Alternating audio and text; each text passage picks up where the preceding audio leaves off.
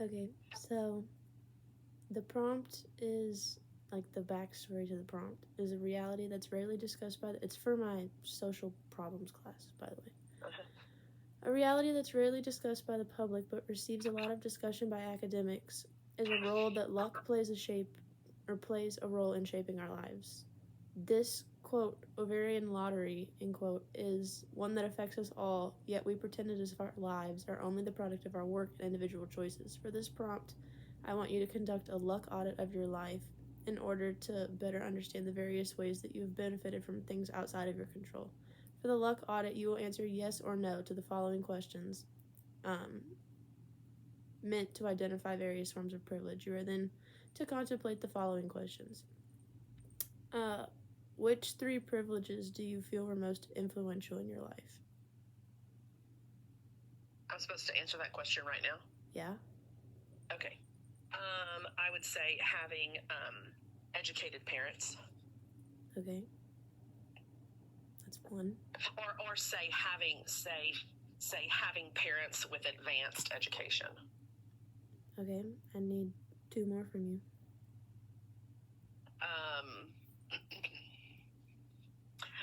I mean, they want me to say being white, right? I'm not gonna tell you what you have to say, but. So what's the question again? What do I think that I have benefited most from? What three privileges do you feel were most influential in your life? So not what you've benefited from. I mean, that's not the words on the page. Oh, well, I mean, without a doubt, like, my family. I mean, my grandparents being. I mean, I had the investment of not only my parents, but my grandparents, my great-grandmother, my aunt. Mm-hmm. I mean, I grew up surrounded by people that were invested in my success. Okay. So you have family, educated parents. What's one more?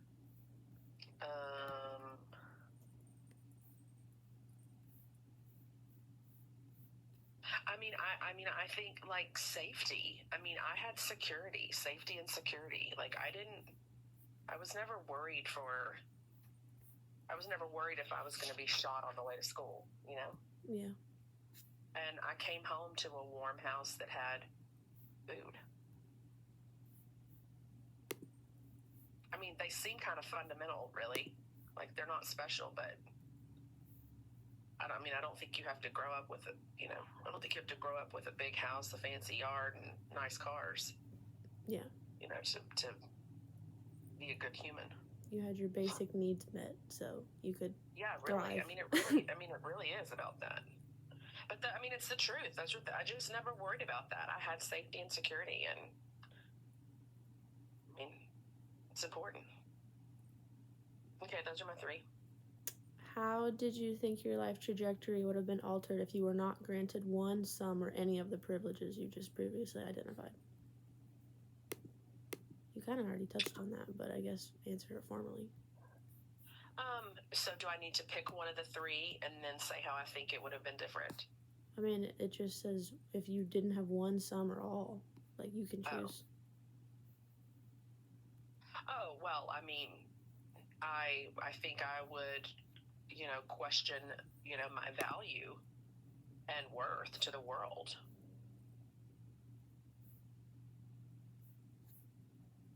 I don't think I would have had the confidence that I have.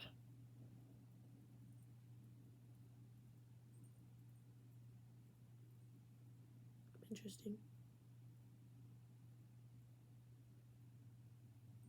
And then the last question is, what privileges would you like to see afforded to everyone in the country to allow them greater opportunities to maximize their talents? And I guess when I'm answering it, I don't have to answer it on film because I have to record this conversation to prove that I did it and submit it. So you're recording me now? Yeah. Okay. I thought I already told you that. Sorry. No, you did not disclose that. Did you consent to this conversation? No. Well, too bad. I do consent. When considering this question, pay special attention to how the ideas. You're gonna have to start over with the question. I know. I'm just starting it from here instead of where the sub question, because Okay. I'm supposed to consider how cultural hegemony and the veil of ignorance influence your response. But which privileges would you like to see afforded to everyone in the country to allow them greater opportunities to maximize their talents? And just so you know, cultural hegemony is when, like, rich people run the world. Like, whatever the rich people are doing is kind of how society functions. And then the veil of ignorance, I'm pretty sure, is like, if you don't see it, it doesn't exist. But I will click on the link to make sure that I am correct. No, I think you're correct there. And some people live under a veil of ignorance. The veil of ignorance is a device for helping people more fairly envision a fair society by pretending they're ignorant. Okay, so yeah, it's like the veil of ignorance is basically like you look at you form your own opinion, and then you look at the situation as if you didn't have the, I quote unquote, for some situations, the privileges that you bring to the table when you're forming your opinion. So like you try to see how your opinions have influenced your decision, and then you see if you didn't have those privileges, would you still feel the same way?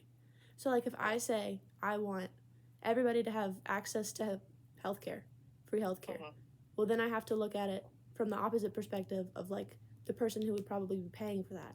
Like if I say I want to tax the rich, if I was rich, would I still want to be taxed that much? So that's what the veil of ignorance is. Well, I'm going to give you an answer that's one of my three, but I would say it regardless, but I really do think it's about, safety and security. So you'd want every child to grow up in a safe home? Yes. Just have their basic, well, how would you? Yeah, yes, no, and I see where you're going with that, and I know you're not trying to lead me, but yes, the basic needs.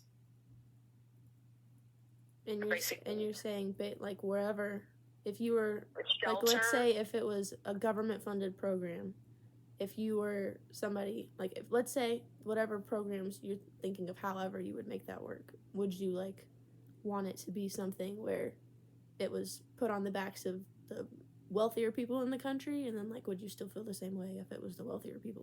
Well, if you were the wealthier people. I think, truthfully, in the grand scheme of things, if you are going to bring a child into the world, then you need to be able to care for it. That's how I really feel.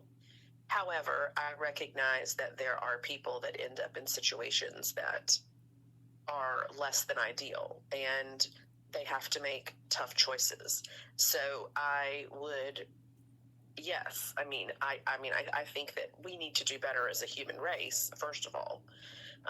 But that, yes, that we, the idea that there are children living on the streets, or that there are, children, living in shelters, or that are bouncing around, from foster homes. The lack of stability and security is, I think, it's just so detrimental to not your ego, but just your worth and value. And I haven't lived that way, so I'm making an assumption, but I know there's plenty of people that grow up in less than ideal conditions that, make amazing things of themselves in their lives and make a huge difference in the world. But, being hungry, being cold, not having a safe place to lay your head is, like, beyond something I can comprehend. Yeah.